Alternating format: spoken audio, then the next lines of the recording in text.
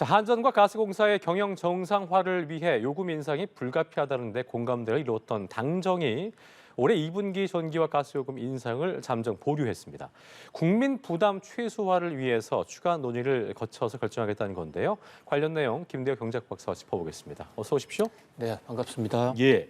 자, 말씀드렸던 대로 당정이 올 2분기부터 오를 것으로 예상됐던 전기 가스 요금 얼만큼 올릴까 궁금했던 부분인데 이걸 잠정 보류하긴 했습니다. 물론 저희가 앞선 뉴스에서 보도해드린 대로 오를 것이라는 데에는 뭐 이견이 없어 보이지만 일단은 보류했다는 거에 대해서 어떤 의미로 봐야 될지부터 짚어보겠습니다.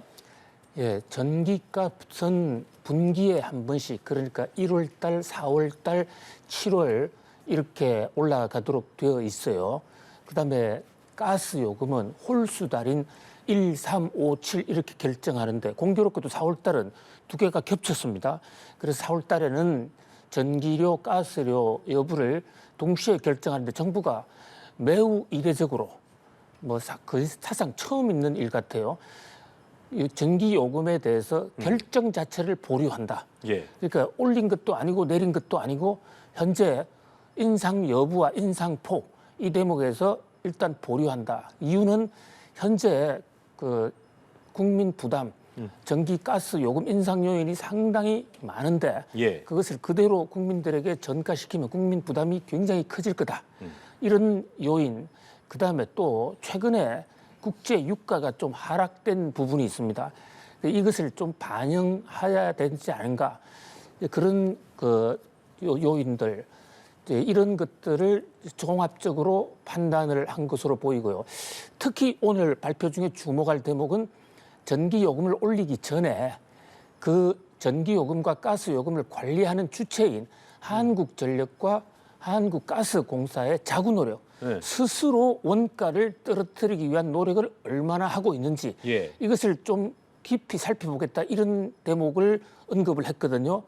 그야말로 전기요금, 가스요금 안 올릴 수도 없는 굉장히 절박한 상황인데 그러자니 올리자니 국민들 부담이 크고 예. 해서 그 충격을 최소화하는 방안, 아니 묘수를 며칠간 더 찾아보겠다 이런 보류 결정으로 보입니다. 어쨌든 그 부담되고 있는 국민 여론도 감안한 것으로 보이는데 저희가 항상 이 시간을 통해서 박사님께서도 짚어주셨던 부분 중에 하나가 이렇게 전기와 가스 요금을 올릴 수밖에 없는 그 상황이라는 것이 한전과 가스공사의 어떤 지속적인 어떤 방만 경영 그로 인한 적자의 상황 이런 것들을 이게 얼마큼 심각하기 때문에 이렇게 국민들이 더 혈세를 내야 되고 더 부담이 돼야 되나 이런 지적을 해주는 바 있는데 서민들의 부담이 좀 우려되는 거를 정부도 이렇게 생각하고 있는데 올리는 거 이외에 뭐 다른 방안은 없는 건가요? 어떻게 좀 봐야 되겠습니까? 네, 현재 한국전력과 한국가스공사의 적자 누적액이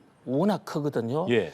그래서 현 상태에서 그 적자를 보충하기 위해서 빚을 내고 있습니다. 예. 채권을 발행한다든지 다른 기관으로부터 차입하고 있는데 그로 인해서 하루에 내는 이자가 한국전력은 하루에만 38억 원씩 이자가요? 예, 이자만요. 그다음에 가스공사는 13억씩이 하루에 계속 늘어납니다. 그러면 이자를 낳아서 결국은 손실 규모가 더 커지게 되겠죠. 이자만 한전은 1조가 넘네요. 계산해 보면 그렇죠? 그렇습니다. 예. 한전에 지금 작년 한 해의 적자액이 32조 원. 그리고 최근 한 3년간 누적액이 40조 원이 훌쩍 넘어가거든요. 예. 이런 상황에서 현재 전기요금을 조정하지 않으면 결국 빚이 더 늘어나서 국민들 충격이 훨씬 더 클 것이다. 라는 이런 지적이 있죠. 그런데 지금 국민들의 그 생계, 계속된 금리 인상으로 국민들의 생계는 상당히 핍박하고 또 자영업자들 경우에는 이제 영업을 시작해야 되는데 코로나 팬데믹이 끝나자마자 전기요금부터 올려 이런 충격이 좀 있을 것으로 보입니다. 이런 것을 종합적으로 감안을 했는데요. 우리나라 전기요금이나 가스 가격이 다른 나라에 비해서 최근 한 5, 6년 동안 예. 상대적으로 훨씬 덜 올랐습니다.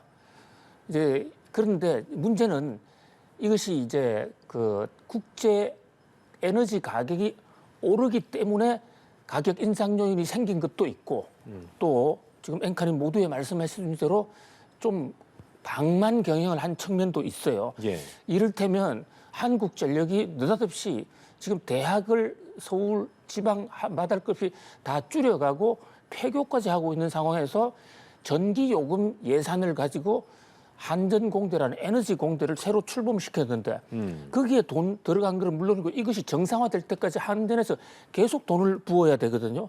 뭐 이런 요인들 그리고 최근에 예. 또 한국전력의 임원들이 예. 뭐 필요 없는 여행을 갔다 왔다 해서 또 문제되는 부분들 이런 것들의 국민적인 비판의 여론도 상당히 지금 상당히 날서 있기 때문에 그렇죠. 정부로서는 이런 것을 동시에 그러나 결국 가격을 올리지 않을 수는 없을 것으로 보입니다. 예, 그 부분을 좀 이제 짚어보고 싶은데 결과적으로 관건은 얼만큼 또 올라가게 될 것인가. 그러니까 정부도 고민을 하겠습니다만 어쨌든 요금 인상이 불가피하다는 데는 뭐 입장에 변함이 없기 때문에 얼마큼 올릴까 이 예상에 대한 고민을 할 텐데 박사님 보실 때는 어떻게 좀 예상하고 계세요? 현재 정부의 중장기 계획은 나와 있습니다.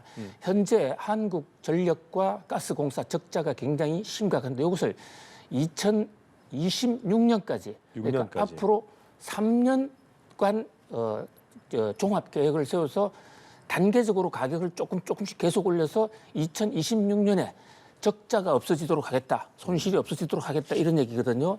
이제 그런 것으로 추산해 볼 때 전기값의 경우에는 한국전력의 내부 자료에 따르면 연간 킬로와트 아워당 52원 정도 올려야 된다. 이런데 이런 정도의 이제 올라가는 속도는 현재 소비자 물가 지수로 역추산을 해보면 연간 한 30% 정도가 올라가는 거거든요. 예.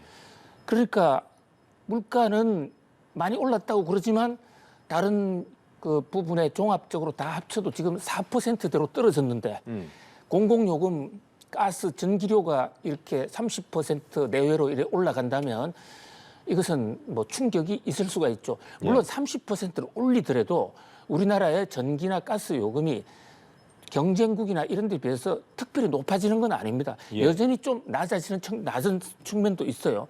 그리고 전기요금을 현실화시키지 않으면요. 이 우리나라의 적자도 늘어나지만 가격을 올림으로 인해서 좀 소비를 줄이고 수요를 억제하는 측면이 있는데 가격을 올리지 않으면 또 일반 국민들 다 그런 건 아니지만 일부에서 전기를 좀 펑펑 쓰는 좀 과소비하는 경향도 있거든요. 예. 그래서 과소비하는 것을 막기 위해서도 전기요금을 좀 조정할 필요가 있다. 이러는데 결국은 어떤 국민들의 부담 그렇죠. 또 제일 큰 최근 부분이죠. 예, 그다음에 이제 국제 유가가 예. 작년 하반기 이후는 좀 떨어져 왔거든요. 예. 가스값도 좀 떨어져 왔습니다. 예. 그런 그 요인을 좀 감안해서 종합적으로 결정을 할 텐데 특히 정부가 공공요금을 올리고 나면요. 일반 민간 기업들이 정부도 올리는데 우리가 왜 못 올리냐. 그렇죠. 이렇게 해서 연쇄 반응이 나타날 맞아요. 수 있는 그 네, 대목도 정부는 굉장히 고심을 거듭한다. 그래서 뭐 사상 유례 없는 어떤 결정 보류라는 조처를 내린 것은 그만큼 고민이 깊다 이렇게 볼 수 있겠습니다. 어쨌든 말씀하신 것처럼 뭐 전 세계적인 추세라든가 그동안 많이 오르지 않았기 때문에 좀 합리적으로 올릴 만한 걸 오르는 건 모르겠습니다만 아까 말하셨던 것처럼 기업들의 방만 경영이라든가 그런 이유가 주가 돼서 안 되기 때문에 정부가 좀 더 그런 부분들 실사를 잘하고 모니터링 해야 되지 않나? 제일 생각이 문제는 듭니다. 말이죠. 예, 예. 현재 우리가 국제 선진국이나 다른 나라에 비해서 경제요금이 낮아서 현실화시키는 것에 국민들이 당위성은 인정하면서도 예. 그러면 최근에 왜 5년 동안 꽁꽁 묶어놓고 가만히 있다가 이걸 한꺼번에 올리면 그러니까요. 이게 서서히 시장에서 적응할 수 있는 여유를 줘야 되는데 예, 예. 한꺼번에 물가 폭탄을 터뜨리는 게 아닌가 이런 게 대한 국민들의 좀 어떤 충격 이런 그렇습니다. 것이 좀 걱정이 되는 것이죠. 자, 주제를 좀 바꿔서요. 전세 사기 방지법이 국회 본회의를 통과했는데 내용을 좀 보면 다음 달 3일부터 예비 세입자가 동의를 구하지 않고도 집주인이 세금을 미납했는지 여부를 열람할 수 있게 된 겁니다. 어떤 변화인 건지 설명을 좀 해주시죠. 예, 여러 가지 변화가 있는데 우선 예. 첫 번째로 중요한 대목은 집주인의 세금 미납 여부를 임차인 또는 임차인 아니더라도 앞으로 그 집을 구하려고 하는 사람이 그것을 강제적으로 확인해 볼 수 있다.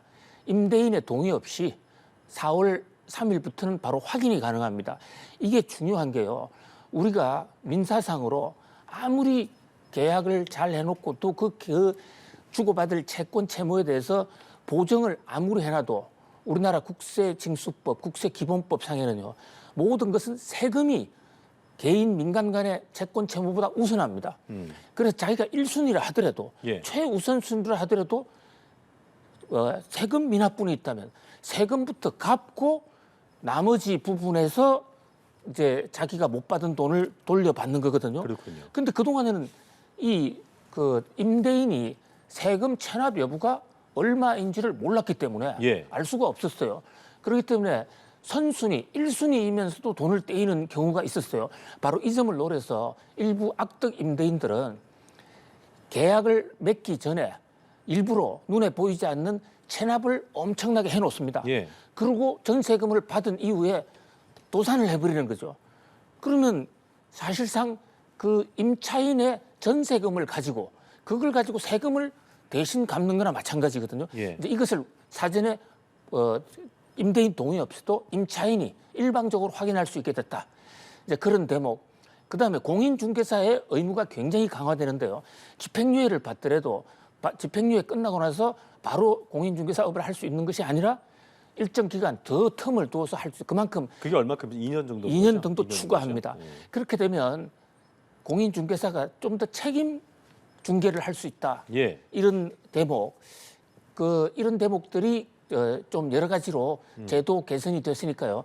4월 1일부터는 임대인이나 임차인이나 이 제도를 좀 깊이 있게 알아볼 필요가 있고요. 특히 그 중요한 대목 중에 하나가 현재 자기가 거래를 하고 나면 국토부 실거래 사이트에 올라가서 내가 얼마에 사고 팔았다 이것을 반드시 신고하도록 의무화되어 있습니다. 예. 신고 의무가 있거든요.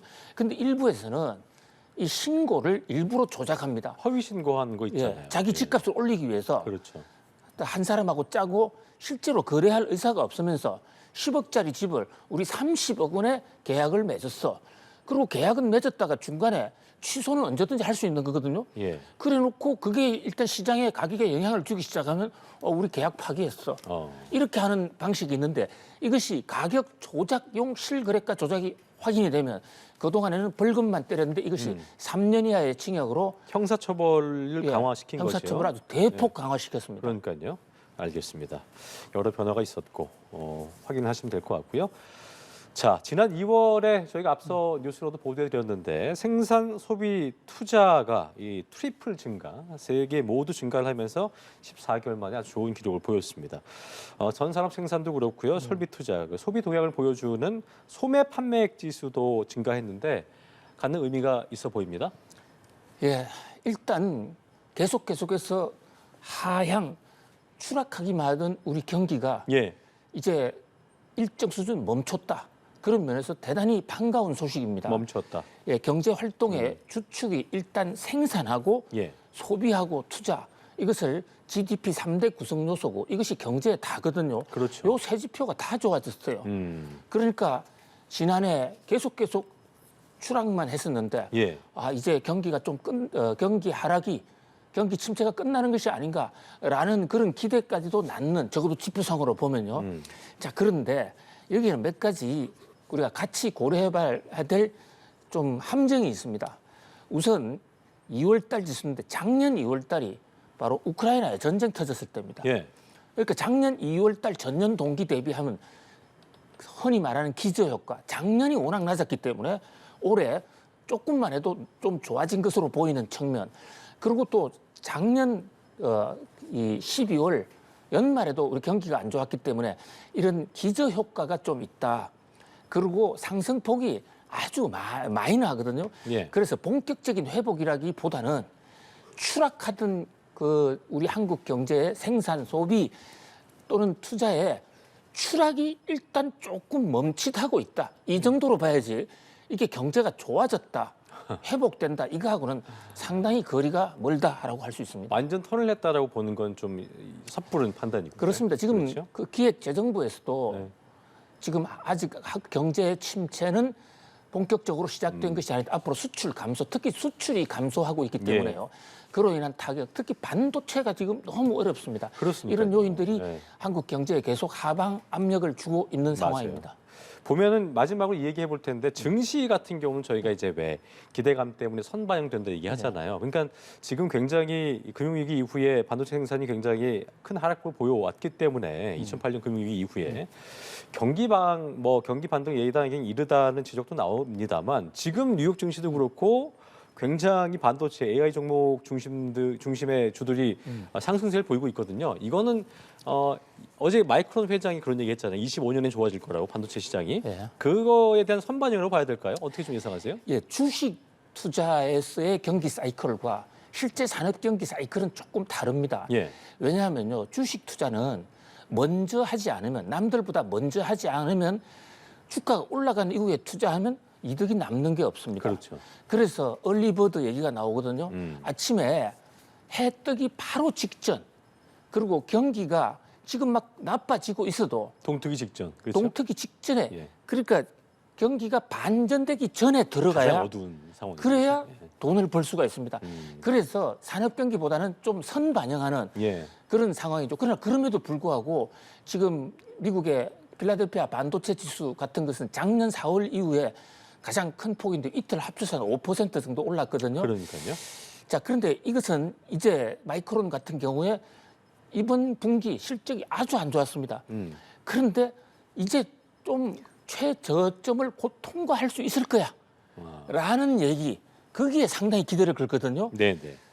이제 그런 관점에서 볼 때 산업 경기가 실제로 올라오는 데는 조금은 차이가 있다. 그러나 네. 그럼에도 불구하고 지금 우리 경제의 가장 큰 핵인 반도체가 서서히 저 멀리서나마 앞터나는 서광이 비친다. 네. 그런 것은 굉장히 희망적인 상황이다. 이렇게 볼 수 있겠습니다. 여기까지 경제 읽기 김대호 박사와 함께했습니다. 오늘 말씀 고맙습니다. 감사합니다.